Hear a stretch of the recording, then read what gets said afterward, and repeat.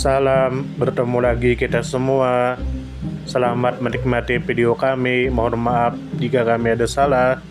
Semoga kita baik-baik saja. Salam. Sekarang masuk ke video. Jonni Anwar, tentu saja kemungkinan tidak asing di telinga kita. Terlebih bagi para orang-orang yang pernah mendengarnya. Disebutkan menurut informasi yang beredar bahwa Brigadir Jenderal Polisi Jonni Anwar adalah seorang pejuang kemerdekaan Indonesia. Sekaligus perwira tinggi dalam institusi kepolisian negara Republik Indonesia. Semasa hidupnya, Jonni Anwar dikenal karena kontribusi nyatanya dalam perjuangan mempertahankan kemerdekaan Indonesia, serta dalam pengembangan struktur kepolisian pasca proklamasi. Jonni Anwar pernah menjabat sebagai Kepala Polisi Kota Padang pada masa Revolusi Fisik tahun 1946. Dan kemudian diangkat sebagai Panglima Angkatan Kepolisian Sulawesi Selatan Tenggara pada tahun 1968. Kemudian menurut informasi yang beredar bahwa Jonni Anwar adalah seorang tokoh nasional yang berasal dari Sumatera Barat. Lahir pada tahun 1918, Jonni Anwar tumbuh dalam konteks sosial yang kuat dengan semangat anti-kolonial. Karir militernya ditempuh melalui jalur kepolisian, di mana Jonni Anwar menjadi salah satu tokoh penting dalam transisi aparat keamanan dari bentuk kolonial menjadi nasional. Jabatan-jabatan strategis yang diemban Jonni Anwar menunjukkan pengakuan negara atas dedikasi dan keahlian beliau dalam bidang keamanan dan pertahanan negara.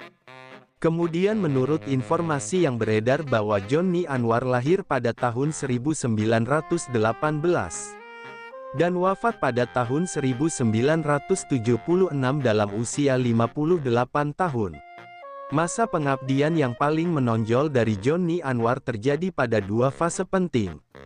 Pertama, ketika menjabat sebagai Kepala Polisi Kota Padang pada tahun 1946 di tengah-tengah situasi revolusi kemerdekaan. Kedua, ketika menjabat sebagai Panglima Angkatan Kepolisian Sulawesi Selatan Tenggara pada tahun 1968. Sebuah periode konsolidasi keamanan dalam negeri pasca konflik regional dan nasional. Kemudian menurut informasi yang beredar bahwa pengabdian Jonni Anwar tercatat di dua wilayah utama. Pertama, di Kota Padang, Sumatera Barat. Jonni Anwar menjalankan tugas sebagai Kepala Polisi Kota dalam situasi yang sangat rawan akibat tekanan militer Belanda dan potensi gangguan keamanan internal. Kedua, di kawasan Sulawesi Selatan dan Tenggara, Jonni Anwar menjabat sebagai Panglima Angkatan Kepolisian. Sebuah posisi yang sangat strategis dalam menjaga stabilitas keamanan dan memberantas gerakan separatis pada masa itu. Kemudian menurut informasi yang beredar bahwa peran Jonni Anwar menjadi penting karena keterlibatan langsung beliau dalam menjaga ketertiban dan mempertahankan kedaulatan negara pada masa revolusi, serta dalam proses integrasi wilayah-wilayah strategis di Indonesia. Ketegasan dan kepemimpinan Jonni Anwar dianggap berhasil dalam membangun fondasi profesionalisme di tubuh kepolisian daerah, sekaligus menjadi teladan dalam menjalankan tugas negara secara disiplin, patriotik, dan penuh tanggung jawab. Kemudian menurut informasi yang beredar bahwa Jonni Anwar meniti karir melalui disiplin dan keberanian di medan tugas. Dalam posisi Kepala Polisi Kota Padang, Jonni Anwar memimpin aparat keamanan dalam situasi perang terbuka, dengan mengandalkan semangat nasionalisme dan koordinasi dengan Laskar Rakyat. Ketika diangkat menjadi Panglima Angkatan Kepolisian Sulawesi Selatan Tenggara, Jonni Anwar menggunakan pendekatan kombinasi antara penegakan hukum dan stabilisasi sosial politik guna meredam gejolak yang masih kerap muncul di wilayah tersebut. Kepemimpinan Jonni Anwar yang berintegritas dan berdedikasi tinggi menjadikan dirinya sebagai salah satu figur penting dalam sejarah kepolisian dan kemerdekaan Indonesia. Brigadir Jenderal Polisi Jonni Anwar lahir pada tahun 1918. Dan wafat pada tahun 1976 dalam usia 58 tahun. Sepanjang hidupnya, Jonni Anwar dikenal sebagai salah satu figur penting dalam sejarah perjuangan kemerdekaan dan konsolidasi negara Republik Indonesia. Khususnya di bidang kepolisian, karir Jonni Anwar terbentang dari masa revolusi kemerdekaan hingga masa stabilisasi politik nasional pada era Orde Baru awal. Dedikasi Jonni Anwar tercermin dalam pengabdiannya yang dimulai dari garis depan perjuangan mempertahankan kemerdekaan, hingga mengelola wilayah-wilayah strategis yang memerlukan kepemimpinan yang kuat dan visioner dalam bidang keamanan. Pada tahun 1946, ketika situasi di Sumatera Barat masih sangat dinamis akibat konflik bersenjata antara Republik Indonesia dan Belanda yang mencoba kembali menguasai wilayah Indonesia pasca proklamasi 1945. Jonni Anwar dipercaya menjabat sebagai Kepala Polisi Kota Padang. Dalam kapasitas tersebut, Jonni Anwar berperan bukan hanya sebagai aparat penegak hukum, melainkan juga sebagai bagian dari struktur pertahanan rakyat. Kota Padang saat itu menjadi salah satu simpul penting dalam jalur komunikasi dan logistik antara Jawa dan Sumatera. Jonni Anwar mengorganisasi pasukan kepolisian untuk bersinergi dengan Tentara Republik Indonesia dan Laskar Perjuangan Rakyat. Tugas utama Jonni Anwar adalah menjaga stabilitas kota, menghadang infiltrasi musuh, serta memastikan bahwa pemerintah Republik Indonesia dapat tetap berfungsi di tengah ancaman agresi militer Belanda. Keberhasilan Jonni Anwar dalam mengelola keamanan di wilayah Sumatera Barat membuat namanya diperhitungkan di tingkat nasional. Pengalaman tempur dan keahlian strategi keamanan yang dimiliki Jonni Anwar menjadikan beliau sosok yang sangat dibutuhkan dalam situasi krisis. Pada tahun 1968, Jonni Anwar dipercaya sebagai Panglima Angkatan Kepolisian Sulawesi Selatan Tenggara, sebuah wilayah yang pada masa itu masih menghadapi berbagai tantangan keamanan seperti sisa-sisa pemberontakan, ketegangan etnis dan konflik horizontal, serta persoalan penyelundupan dan ketidakpatuhan terhadap struktur pemerintahan pusat. Di bawah kepemimpinan Jonni Anwar, Kepolisian Republik Indonesia di wilayah Sulawesi bagian selatan dan tenggara menjalani proses restrukturisasi yang mengedepankan profesionalisme, netralitas aparat, serta pendekatan persuasif terhadap masyarakat. Dari sudut pandang institusional, Jonni Anwar adalah bagian dari generasi awal perwira kepolisian yang turut membentuk jati diri Kepolisian Republik Indonesia sebagai lembaga nasional yang independen dari pengaruh kolonial. Jonni Anwar termasuk dalam barisan perwira yang menjembatani transisi antara sistem kepolisian Hindia Belanda dan sistem nasional yang lebih berorientasi kepada kepentingan rakyat. Komitmen Jonni Anwar terhadap idealisme nasionalisme dan penegakan hukum menjadikan beliau tokoh penting dalam proses pembaruan di tubuh kepolisian Indonesia. Dari perspektif sosiopolitik, Jonni Anwar merupakan perwira yang memahami konteks lokal di mana beliau bertugas.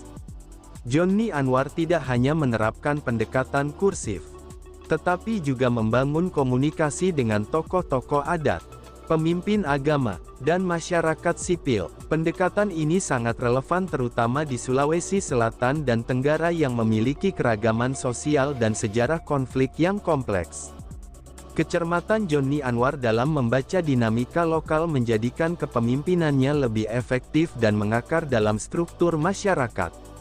Dalam konteks sejarah nasional, kontribusi Jonni Anwar patut ditempatkan dalam kerangka besar perjuangan mempertahankan eksistensi Republik Indonesia pasca proklamasi. Jonni Anwar adalah simbol dari sinergi antara perjuangan senjata dan perjuangan kelembagaan. Beliau tidak hanya berperan dalam medan tempur, tetapi juga dalam membentuk sistem keamanan yang kredibel dan berdaulat. Perjuangan Jonni Anwar tidak menonjolkan diri secara individu, namun terekam dalam struktur keberlanjutan institusi negara. Brigadir Jenderal Polisi Jonni Anwar wafat pada tahun 1976. Warisan pengabdian beliau tetap menjadi inspirasi bagi generasi perwira muda di tubuh Kepolisian Republik Indonesia. Pengabdian Joni Anwar menunjukkan bahwa kerja senyap di sektor keamanan memiliki kontribusi strategis dalam menjaga keberlangsungan negara dan kedamaian masyarakat. Terutama dalam fase-fase kritis sejarah Indonesia. Nama Joni Anwar tercatat sebagai salah satu tokoh nasional yang berperan aktif dalam membangun bangsa melalui jalur kepolisian yang berlandaskan semangat patriotisme, keteguhan moral, dan profesionalisme. Sumber referensi Google Chrome dan ChatGPT Pro. Di balik kemajuan suatu bangsa, tentu kita tahu akan ada selalu sosok-sosok yang memberikan pengaruh besar, meski sering tak terlihat. Mereka bukan hanya terkenal karena jabatan, tetapi karena dedikasi dan ketulusan dalam bertindak. Tokoh atau figur seperti itu tentu kita tahu lahir dari berbagai latar belakang.